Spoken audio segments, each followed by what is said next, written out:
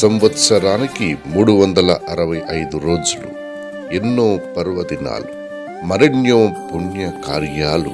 కానీ ఆ ఒక్కరోజు మాత్రం ప్రత్యేకం. ఆ రోజున సాక్షాత్తు ఆ వైకుంఠ ద్వారాలు తెరుచుకుంటాయి. ముక్కోటి దేవతలు భూమిపైకి దిగి వస్తారు.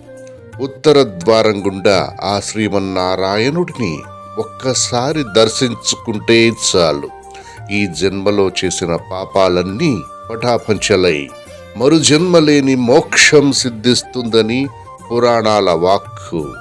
అదే ముక్కోటి ఏకాదశి. దానిని వైకుంఠ ఏకాదశి అని కూడా అంటారు. నమస్తే, దక్షిణ్ టీవీ ప్రేక్షకులకు స్వాగతం. ప్రత్యేకంగా ప్రతి ఒక్కరికి ముక్కోటి ఏకాదశి శుభాకాంక్షలు. మీకు తెలుసా, హిందూ సాంప్రదాయంలో ఏకాదశికి ఉన్న ప్రాముఖ్యత మరే తిథికి లేదు.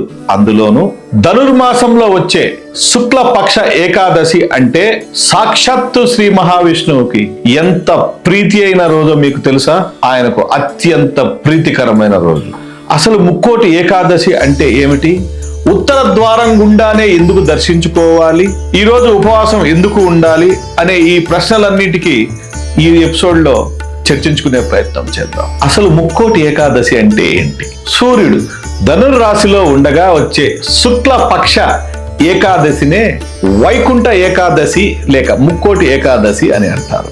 ముక్కోటి అంటే 3 కోట్ల మంది దేవతలు అని అర్థం. పురాణాల ప్రకారం ఈ పవిత్రమైన రోజున బ్రహ్మ, రుద్రుడు, ఇంద్రుడు మొదలగు దేవతలందరూ ఆ శ్రీమన్నారాయణుడిని దర్శించుకోవడానికి వైకుంఠానికి వెళ్తారని చెబుతారు. అందుకే ఈ రోజుకు ఆ పేరు వచ్చినది. అంతేకాదు, దక్షిణాయనం ముగిసి ఉత్తరాయణం ప్రారంభానికి సూచిగా ఈ పర్వదినాన్ని జరుపుకుంటారు.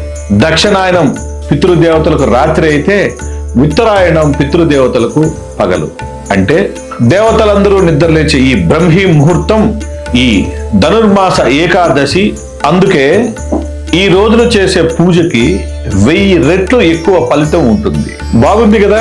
అయితే అసలు ఏకాదశి అంటే కేవలం ఒక తిథి మాత్రమేనా? ఏకాదశికి ఒక రూపం ఉందని మీకు తెలుసా? శ్రీ మహావిష్ణువు శరీరం నుండి ఒక శక్తి పుట్టిందని మీకు తెలుసా? ఆ కథ తెలుసుకునే ప్రయత్నం చేద్దాం. కృతయుగంలో మురాసురుడు అనే రాక్షసుడు దేవతలను, మునులను విపరీతంగా హింసించేవాడు. వాడి ఆగడాలను తట్టుకోలేక దేవతలు విష్ణువుని శరణు కోరారు. అప్పుడు విష్ణువు మురాసురుడితో 1000 ఏళ్ల యుద్ధం చేశాడు. యుద్ధం చేసి అలసిపోయిన స్వామి ఒక గుహలో విశ్రాంతి తీసుకుంటుండగా స్వామి వారిని చంపడానికి ప్రయత్నించాడు మురాసురుడు. అప్పుడు విష్ణువు శరీరం నుండి ఒక దివ్యమైన శక్తి ఉద్భవించి వాడిని బూడిద చేయడం జరిగింది. నిద్ర లేచిన విష్ణువు ఆ కన్య ధైర్య సాహసాలకు మెచ్చి ఆమెకు ఏకాదశి అనే నామకరణం చేయడం జరిగింది. అప్పుడు శ్రీ మహావిష్ణువు, నువ్వు ఏమైనా కోరిక కోరుకో అని అనగా ఇలా ఆమె కోరుకోవడం జరిగింది.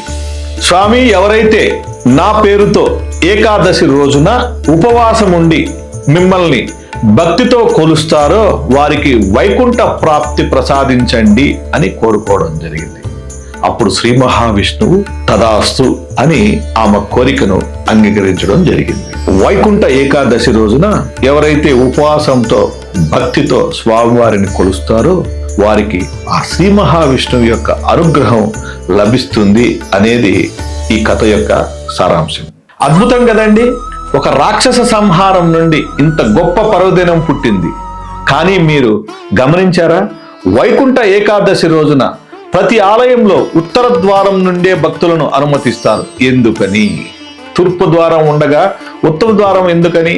దీనికి జ్యోతిష్య మరియు ఆధ్యాత్మిక కారణాలు కూడా ఉన్నాయి. శాస్త్రం ప్రకారం ఉత్తర దిశ జ్ఞానానికి ప్రతీక. మన శరీరంలో వెన్నుపూస మేరుదండం అయితే మన శిరస్సు ఉత్తర ధ్రువం.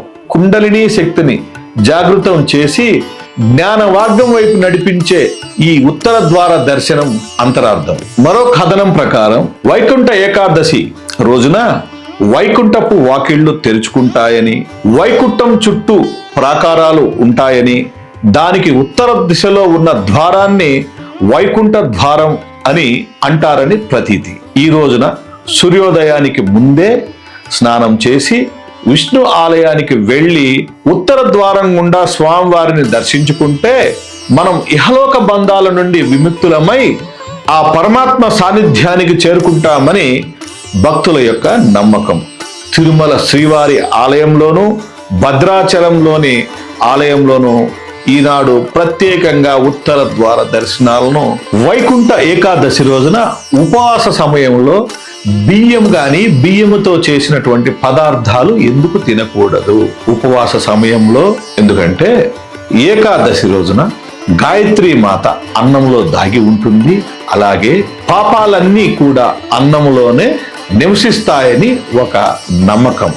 శాస్త్రీయంగా చూస్తే ఏకాదశి సమయంలో వాతావరణంలో పీడన మార్పులు జరుగుతాయి. ఆ సమయంలో జీర్ణ వ్యవస్థకు విశ్రాంతి ఇవ్వడం వల్ల శరీరం డిటాక్స్ అవ్వడం జరుగుతుంది, ఆరోగ్యం కుదుటపడుతుంది. అందుకే ఈ రోజున నిర్జల ఉపవాసం, నీరు కూడా తాగకూడదు అనేది ఉపవాస సందర్భంగా ఉన్నటువంటి ఒక నియమం. అది సాధ్యం కాని వారు, ఉపవాస సందర్భంలో నిర్జల స్థితిలో ఉండలేని వారు బియ్యంతో చేసిన పదార్థాలు కాకుండా పళ్ళు, పళ్ళ రసాలు లేదా ఏదైనా కొంచెం పానీయాలు లాంటివి తీసుకోవడం మంచిది. రాత్రంతా నిద్రపోకుండా జాగరణ చేసి విష్ణు సహస్రనామం పఠిస్తూ ఉండాలి. భగవద్గీతను కూడా పఠించవచ్చు. 12 గడియలు వెళ్లే లోపే భోజనం చేసి ఉపవాసం విరమించాలి. ఇది వైకుంఠ ఏకాదశికి సంబంధించినటువంటి ఒక చిన్న సమాచారము. ఉపవాసం ఎందుకు చేయాలి, వైకుంఠ ఏకాదశి యొక్క ప్రత్యేకతలేంటి, వైకుంఠ ఏకాదశి అంటే కేవలం తిథి మాత్రమే కాదు, వైకుంఠ ఏకాదశి సందర్భముగా శ్రీ మహావిష్ణువు శరీరంలో నుంచి ఒక శక్తి ఉద్భవించినటువంటి విషయము. ఆ శక్తి ఒక క్రూరమైనటువంటి రాక్షసుడిని సంహరించినటువంటి విషయము. ఇలాంటి ముఖ్యమైన విషయాలు తెలుసుకుని వైకుంఠ ఏకాదశి యొక్క ప్రాశస్త్యాన్ని అర్థం చేసుకునే ప్రయత్నం చేసినందుకు మా ప్రేక్షకులందరికీ ధన్యవాదాలు తెలియజేస్తున్నాను.